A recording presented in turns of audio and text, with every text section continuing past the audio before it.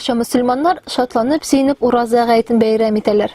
Мөселманнар ай дәвамында Аллаһы Тәгалә ризалыгы өчен уразалар тотып, дуалар кылып, тәравих намазлары укып, бу көнне ихлас бер дулкынлану белән көтеп алалар.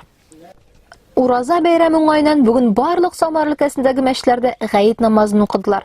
Гадәтчә, Мәшәле авыл мәчетләрдә шыгыры мөселманнар, дин кардәшләр белән тулы иде. Мәшәле мөселманнарына Самар өлкәсе мөфтие Талип хәзрәт Нуруллин да котлауларын җиткергән.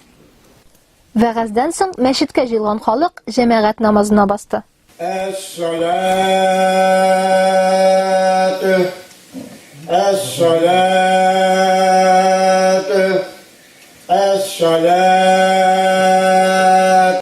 Ураза гаетендә региональ дуслык иҗади иҗтимагый оешмасы президенты Фәхреддин Көнюкаев та катнашты.